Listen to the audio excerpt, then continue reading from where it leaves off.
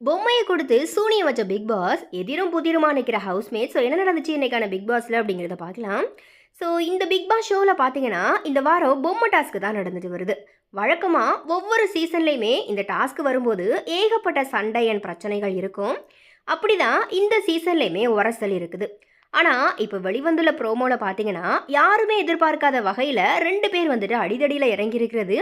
இது என்னடா புது ட்விஸ்ட் அப்படிங்கிற மாதிரி நினைக்க வச்சிருக்குது. அதாவது பிக் பாஸ் பார்த்தீங்கன்னா புது ரூல் ஒன்று சொல்கிறாரு. வெளியிருக்கிற நபர்கள் போட்டிக்குள்ள வரலாம் அப்படிங்கிற மாதிரியான அனுமதியும் கொடுக்குறாரு. அதை தொடர்ந்து ஜெஃப்ரி, ராணவ், ரயான் 3 பேருமே பொம்மைக்காக சண்டை போடுறாங்க.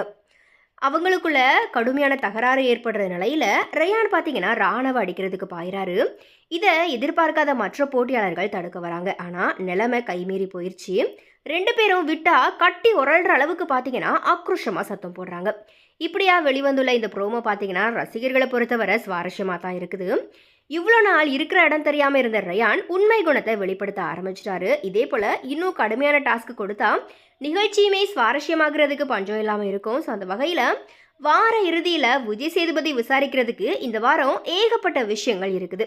அதே போல் சாச்சனாவோட வெளியேற்றத்தை பார்க்குறதுக்காகவுமே ஆடியன்ஸ் பார்த்தீங்கன்னா அவளோட காத்துட்ருக்குறாங்க. ஸோ எனிவே இது குறித்த உங்களுடைய கருத்துக்களை மறக்காம கமெண்ட்ஸில் பதிவு பண்ணுங்கள்.